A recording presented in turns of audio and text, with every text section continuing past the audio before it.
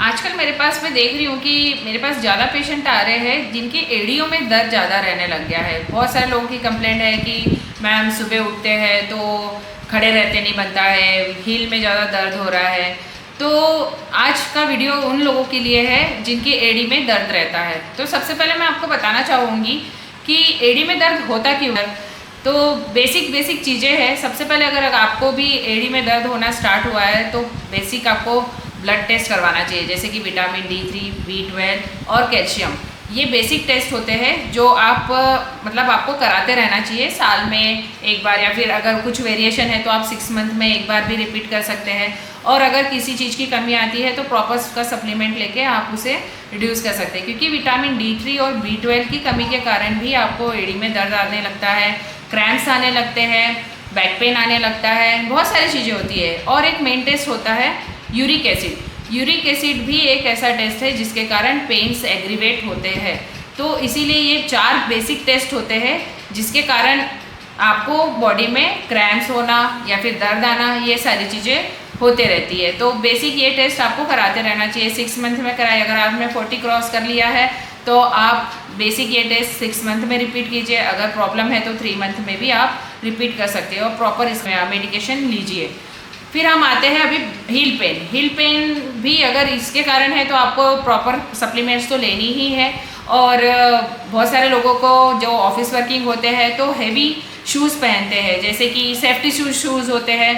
तो जो shop floor पे काम करते हैं तो उनके शूज़ जो होते हैं वो बहुत हैवी होते हैं, तो उसके कारण जनरली लोगों को एड़ी में दर्द आने लगता है।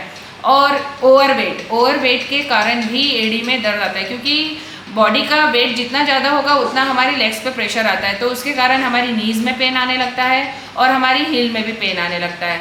तो हमें सबसे पहले ये देखना है कि हम इस पेन को कैसे रिड्यूस कर सकते हैं। तो कुछ ऐसे बेसिक एक्सरसाइजेस है जिसे हम एक्सरसाइज करके रिलीफ कर सकते हैं। तो आइए हम देखते हैं कि बेसिक कौन कौन सी एक्सरसाइज होती है जो एड़ी दर्द के लिए फ़ायदेमंद रहे। तो सबसे पहले हम एक्सरसाइज करेंगे फिंगर्स से। हमें कोई भी चेयर पे बैठ के या फिर बेड पे बैठ के भी हम आराम से रिलैक्स होकर एक्सरसाइज कर सकते हैं। तो सबसे पहले हम फिंगर्स को चलाएंगे, फिर उसके बाद में हम टैपिंग करेंगे, फिर उसके बाद में हम हील्स को अप करेंगे, फिर हील को रेस्ट करके हम फ्रंट में लेके आएंगे अपने पंजों को। हाँ, इस तरीके से।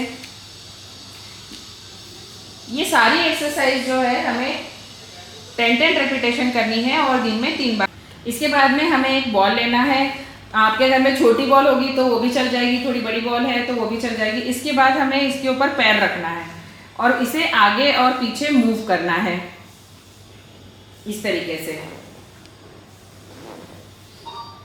फिर इसके बाद में हमारी एड़ी रखनी है और इसको प्रेस करना है, रिलैक्स करना है, प्रेस करना है, रिलैक्स करना है, प्रेस करना है, रिलैक्स करना है। फिर उसके बाद पंजे को रखना है, फिर पंजे को प्रेस करना है, रिलैक्स करना है, प्रेस करना है, रिलैक्स करना है, प्रेस करना है, रिलैक्स करना है।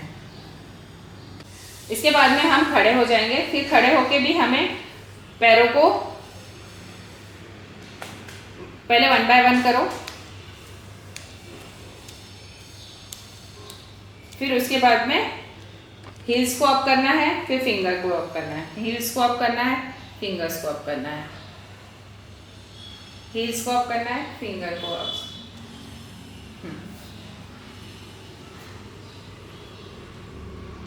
तो ये कुछ हमने हील पेन रिलीफ के लिए एक्सरसाइज देखी है। ये एक्सरसाइज अगर आप रेगुलर करते हैं तो इससे आपको काफ़ी हद तक फ़ायदा मिलेगा। इसके साथ ही साथ रात को सोते समय अपने फीट में, तलवों में आप ऑयल लगाइए।